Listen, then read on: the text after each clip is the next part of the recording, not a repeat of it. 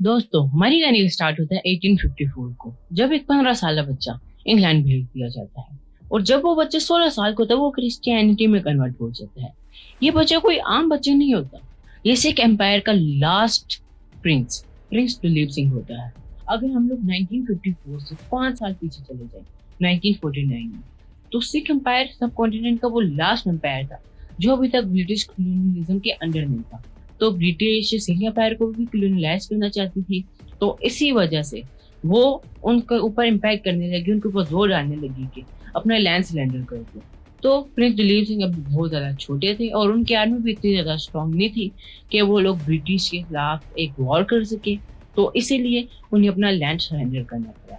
और इसी के साथ साथ ब्रिटिश के governor general Prince Dilip Singh को एक और चीज पे बहुत ज्यादा फोर्स करते हैं कि वो उन्हें कोहिनूर का डायमंड दे दी। तो आखिरकार उन्हें थक हार कर वो डायमंड भी ब्रिटिश को देना पड़ा। और उस साल वो डायमंड 6700 किलोमीटर ट्रैवल करके इंग्लैंड पहुंचा दिया जाता है। कोहिनूर के बारे में एक कहावत है जो बहुत ज्यादा फेमस है। ये है कि who own this diamond will own the world but also know all it's misfortunes. यानी कि जिसके पास ये डायमंड होगा उसके पास सारी दुनिया होगी, लेकिन दुनिया की सारी बुरी चीजें भी उसी के साथ होंगी। ये एक टाइप का सुपरस्टिशन है जिसे द कर्स ऑफ कोहिनूर कहा जाता है। लेकिन काफी हद तक ये सच भी है, क्योंकि हिस्ट्री में आज तक जिस बंदे के पास भी कोहिनूर का डायमंड रहा है उसकी जिंदगी पूरी तरह से खून खराबे, धोखाधड़ी और वायलेंस से भरी रही है। और इसी के साथ साथ कोहिनूर दुनिया का सबसे ज्यादा फेमस और महंगा डायमंड है। तो आज की इस वीडियो में हम लोग द कर्स ऑफ कोहिनूर को डिस्कवर करेंगे।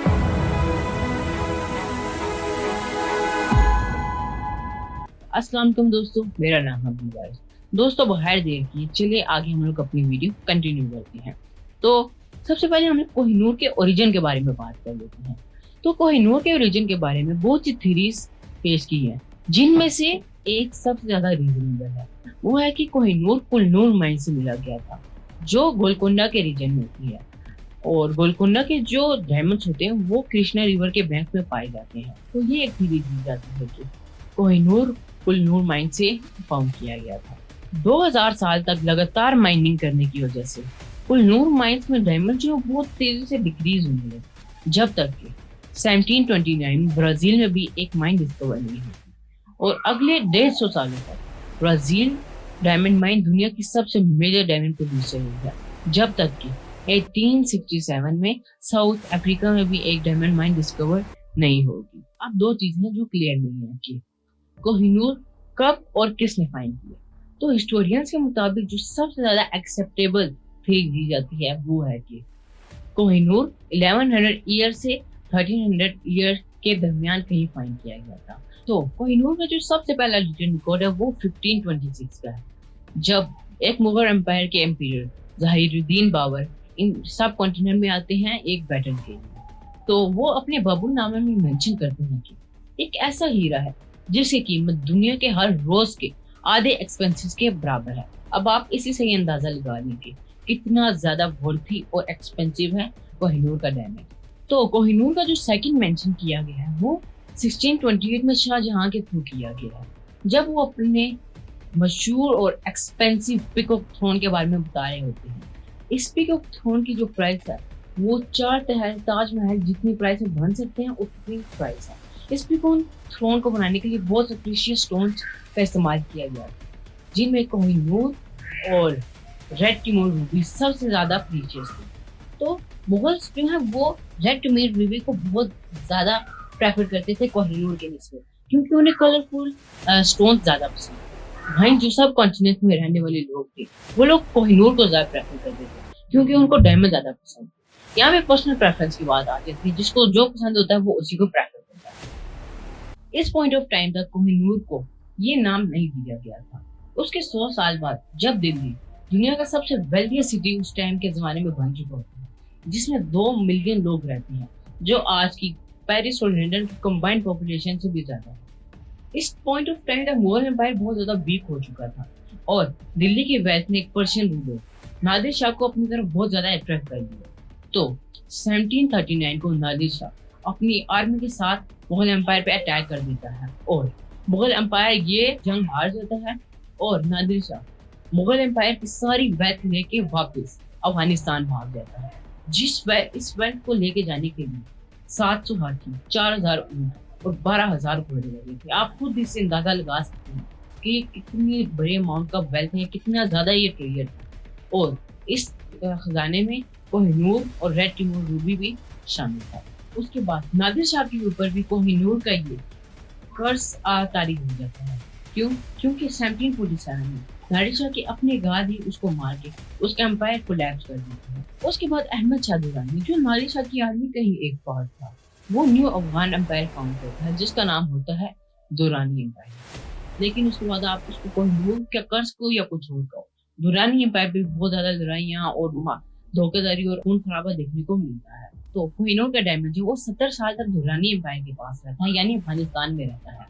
फिर जो दुरानी एम्पायर के लास्ट एम्पायर होता है शुजा शाह दुरानी, वो कोहिनूर का डायमंड अपनी आर्म रेस में पहन के रखता है। शुजा शाह दुरानी को डिथ्रोन कर दिया जाता है। तो शुजा शाह दुरानी अफगान से भाग के लाहौर आ जाता है और उस वक्त लाहौर सिख एम्पायर का एक हिस्सा होता है और इसके फाउंडर, सिख एम्पायर के फाउंडर थे महाराजा रंजीत सिंह। तो शुजा शाह दुरानी महाराजा रंजीत सिंह से अपील करता है कि वो उसको बचा दे। तो महाराजा रंजीत सिंह उसको बचाने के एक्सचेंज में कोहिनूर का डायमंड ले लेते हैं और इस तरह से ये कोहिनूर का डायमंड इतने ज्यादा एम्पायर से घूमते सिंह एम्पायर के पास आ जाता है 1813 में। रंजीत सिंह, जिन पंजाब में बहुत ज्यादा सिंबॉलिक इंपॉर्टेंस थी, उनको लाइन ऑफ लाहौर के शेर पंजाब के नाम से भी पहचाना जाता था। 1839 में जब उनकी डेथ हुई तो ब्रिटिश एम्पायर को ये पता चला कि वो अपनी सारी ट्रेयर और कोहिनूर रैंडम प्लेस को दे रहे। तो इस वजह से उन लोगों को बहुत ज्यादा गुस्सा आ गया। तो ईस्ट इंडिया कंपनी को, जिनकी पकड़ उस टाइम पे इंडिया में बहुत ज्यादा मजबूत हो चुकी थी, तो वो उनको ऑर्डर करते हैं कि कोहिनूर के ऊपर वो कड़ी नजर रखें। तो जैसे ही मौका मिले उसको ब्रिटिश ट्रेजरी के लिए उनसे छीन लिया। तो उनको 10 साल सफर करना पड़ता है इस चीज के लिए। इसी दौरान 1939 से जब रंजीत सिंह की डेथ हुई, उसके आगे 4 साल तक 4 नए रूलर बने सिख एम्पायर के, और इसके बाद सिर्फ 2 और बंदे रह गए थे जो इस गद्दी को संभाल सकते थे। एक थी रंजीत सिंह की वाइफ और दूसरा था उसका 5 साल बच्चा।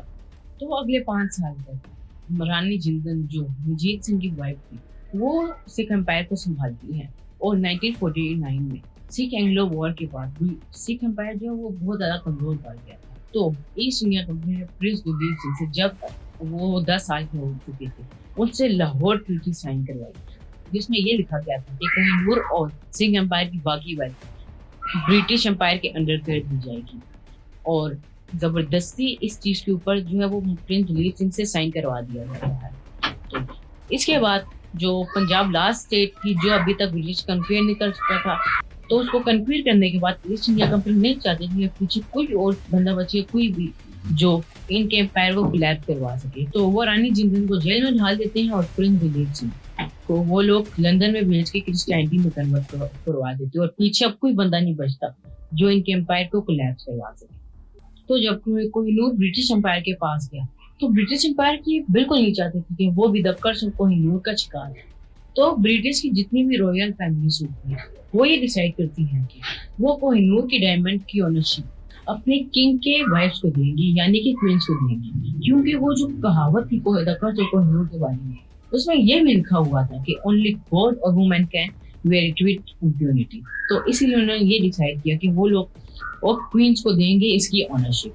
तो आगे जैसे ही ब्रिटिश थ्रोन पास ऑन होता था तो ये कोहिनूर डायमंड की ऑनरशिप क्वीन को दी जाती। तो सबसे पहले कोहिनूर की ऑनरशिप दी थी क्वीन विक्टोरिया को, उसके बाद इसकी ऑनरशिप क्वीन अलेक्जेंड्रिया को, उसके बाद क्वीन मैरी को, और उसके बाद एट लास्ट अभी जो करंट क्वीन है ब्रिटिश एम्पायर की 1937 को उनकी मदर जो थी उनको कोहिनूर की ऑनरशिप दी गई थी। और 2002 में जब उनका फ्यूनरल हुआ तो उसके बाद कोहिनूर डायमंड को टावर ऑफ लंदन में भेज दिया गया और आज के दिन ये Kohinoor the tower of London में हमें मिलेगा। तो ये थी द कर्स ऑफ कोहिनूर की स्टोरी। मुझे उम्मीद है कि आप लोगों को ये वीडियो पसंद आई होगी। अगर आप लोगों को ये वीडियो अच्छी लगी तो प्लीज इसे लाइक कर दें, इसके ऊपर एक अच्छा सा कमेंट कर दें और इसे अपने फ्रेंड्स और फैमिली मेंबर्स के साथ शेयर कर दें। और आप लोगों से अगली दफा मिलता हूँ एक नई वीडियो या एक नई टॉपिक के साथ। तब तक के लिए अल्लाह हाफिज।